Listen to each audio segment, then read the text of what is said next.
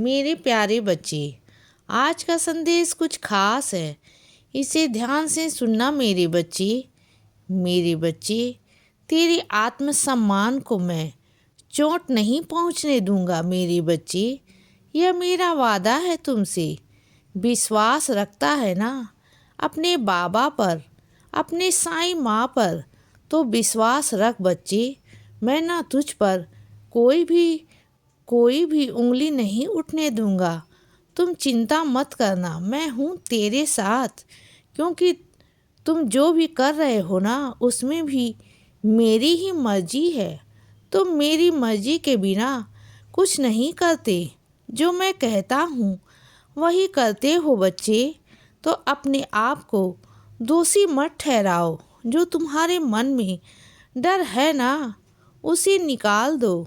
क्योंकि जो हो रहा है मेरी मर्जी से हो रहा है, और जो कुछ होगा वो भी तुम्हारे बाबा की मर्जी से होगा।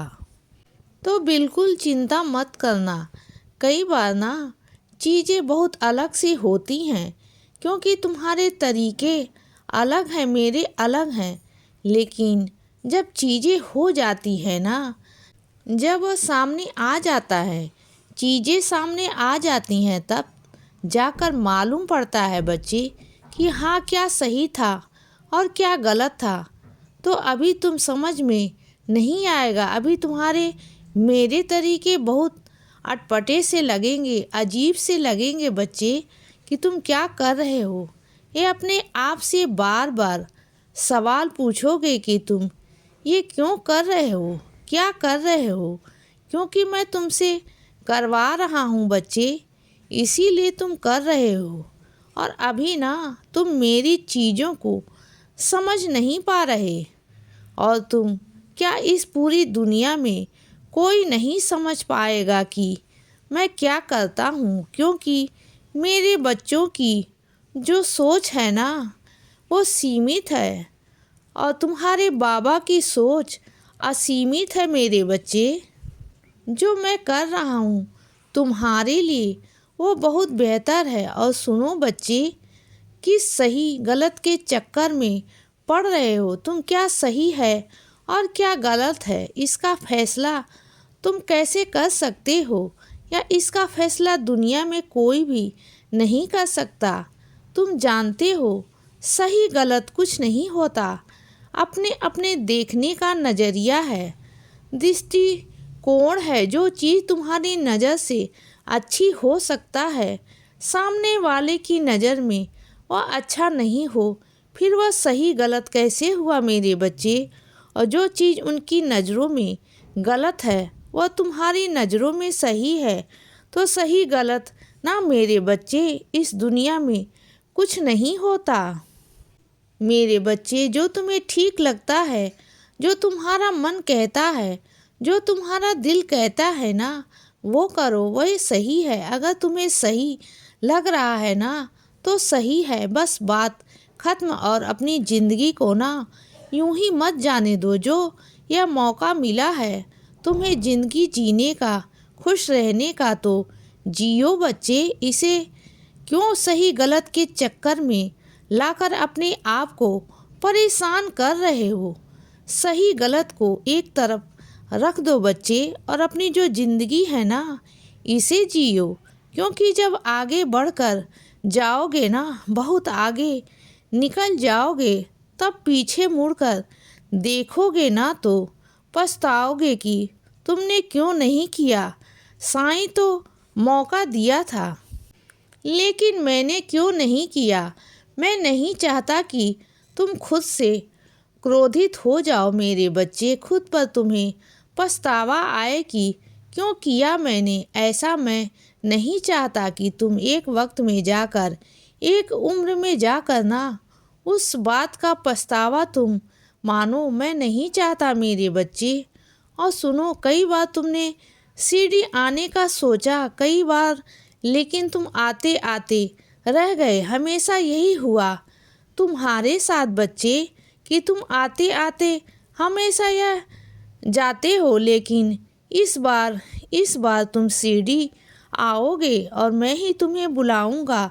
खुद से बुलाऊंगा बच्चे, और बीच में कोई रुकावट, कोई विघ्न नहीं आएगा मेरे बच्चे। तुम्हारा बहुत मन है ना शिरडी आने का, तो शिरडी आ जाओ मेरे बच्चे। मुझे पता है तुम्हारे पास उदी भी नहीं, उदी तुम्हारे पास में ख़त्म हो गई है और उसी उदी की बहुत ज़रूरत है ना, उदी भी दूंगा। मेरे पास तुम अपने बाबा के चरणों में आ जाओ बच्चे, मेरे बच्चे। और जितने भी दुख हैं ना उनको सबको लेकर तुम आओ, लेकिन आ जाओ बच्चे तो खुशियाँ लेकर जाओगे। तुम देखना मेरे पास से तुम्हें बहुत सारी खुशियाँ मिलेंगी, बहुत सारा आशीर्वाद मिलेगा मेरे बच्चे। और हाँ, जब आजकल मुझे स्नान कराते हो ना मेरे बच्चे, तो स्नान कराने के तुरंत बाद ही मुझे वस्त्र पहना दिया करो। तुम जानते हो ना कि तुम्हारे बाबा को ठंड कितनी लगती है, ठंड बहुत हो गई है मेरे बच्चे। और स्नान भी ना मुझे गुनगुने पानी से कराया करो।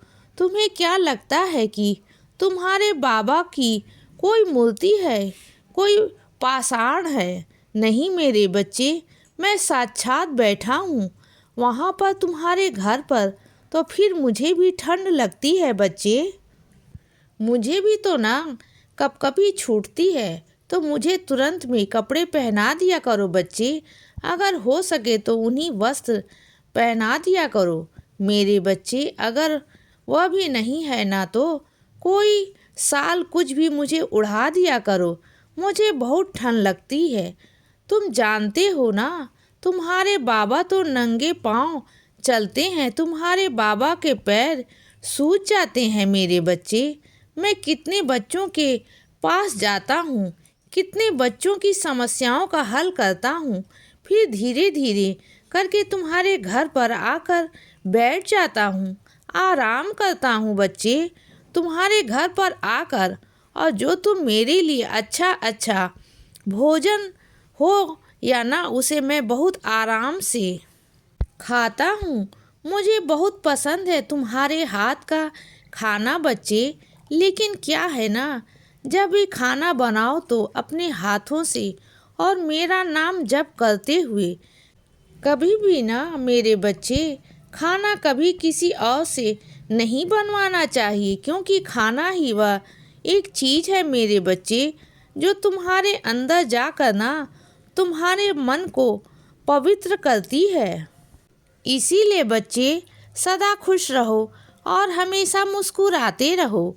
मेरा आशीर्वाद हमेशा तुम्हारे साथ है बच्चे। अब सुबह हो गई है मेरे बच्चे, सुप्रभात।